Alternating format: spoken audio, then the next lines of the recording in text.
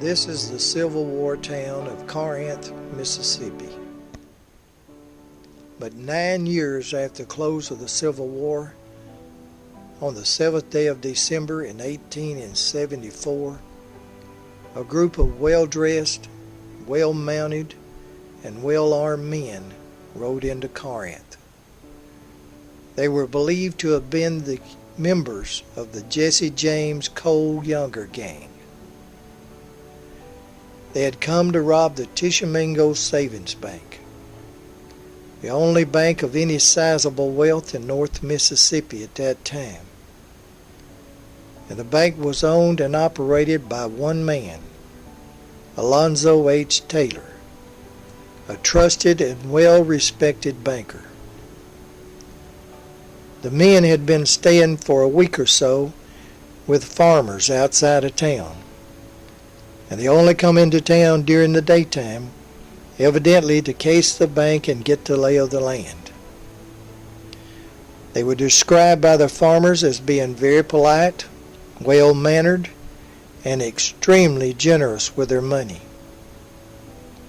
even bringing back groceries from town each day. They pretended to be livestock buyers, buying cattle and horses, and that they were from Kentucky. One report says, a few days before the robbery, that the men moved into town, taking board at one of the many hotels, one of them believing to be the Panel Hotel, across the street and not far from the bank. They conveniently picked a day when court would be in session and few people would be on the streets, at an hour when Banker Taylor was usually closed for lunch. On the morning of the robbery, it's said, the gang paid their board bill, ordered the traveling meals, which they tied onto their saddle with straps. Now others say that they rode directly into town from the farms. We do know, however, the men rode down Fillmore Street, first to the Holloway Holman blacksmith shop, located where the old GMO freight office used to be, but now it's the home of the Corinth Visitors Bureau. The blacksmith, Mr. Holman, had stated that he knew they were not livestock buyers as they had claimed, because their mounts, horses, were two high-spirited, slick, and strong beasts, more like race horses, not what farmers or cattle buyers would usually own. One of the men, thought to possibly be Jesse James, tossed some money to a small boy working at the blacksmith and told him to go across the street up to Rubel's department store and buy two of his best felt hats, and said the boy could keep the rest of the money. Now the large building up the street here is Rubel's. When the boy returned with the hats, one of them took out his knife, laid a horseshoe on the felt hat, and cut out a horseshoe pattern. Then he told the blacksmith to place the felt between the shoe and hoof of each horse, because they knew they had plenty of hard riding ahead. The men then went up to Bill Goins' restaurant to eat a hearty meal while their horses were being shod. Then back to the blacksmith's shop, where they tossed a $10 gold piece to the blacksmith without even asking how much they owed.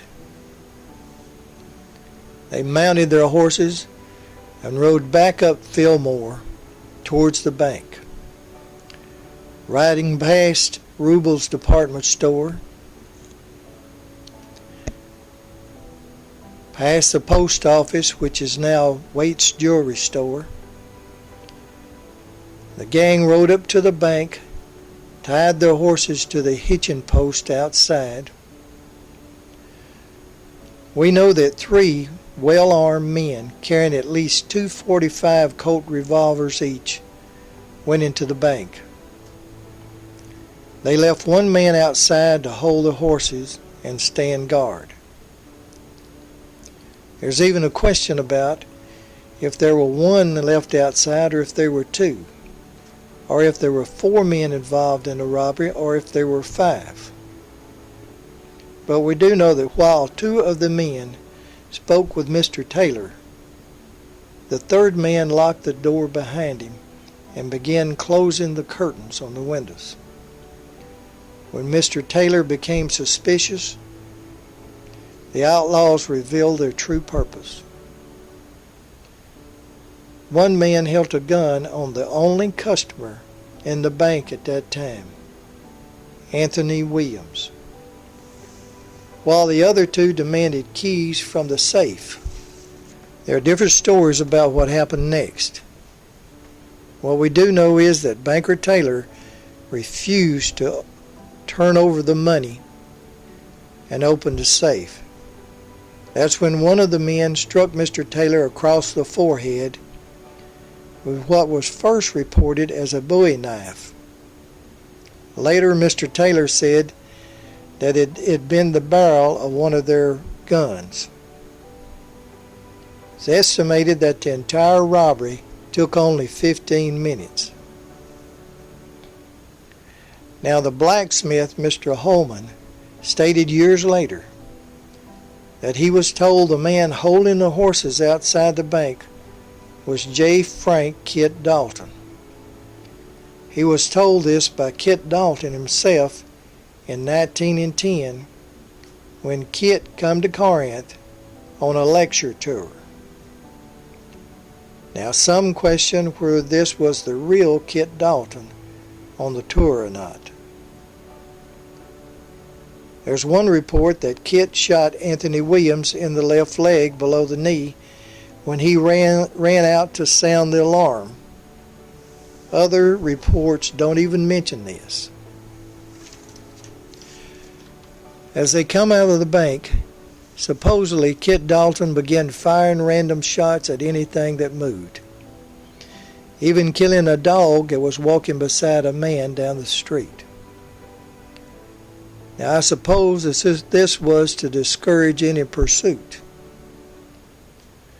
They rode at full gallop up Fillmore Street, passing this house, the Rose Cottage, where little Willie Johns, later to become Dr. W.A. Johns, was swinging on the front gate. He remembered seeing the fast-riding men with their guns showing, passing by. They rode past this house, Dr. A.J. Burham. Seeing him standing in the front door, one of them held up the money bag that they had just purchased from a local store and shouted, "Here goes your bank," or something to that effect. The road turned west at Tom Adams' old home place, where the First Baptist Church now stands. The sheriff and posse followed soon, about 30 minutes to an hour later. But no one was ever caught or prosecuted. Now there are different estimates as to how much loot was taken.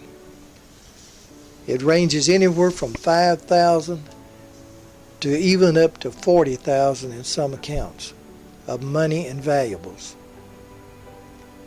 Mr. Taylor, the banker, stood good for all the losses to his customers.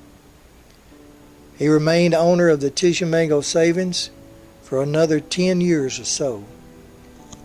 He passed away in 1889. At that time, he was considered to be one of the wealthiest men in the state of Mississippi. There's some argument as to who these men really were. One description vaguely describes Jesse James, while another description fits Cole Younger to a T. But one thing is clear.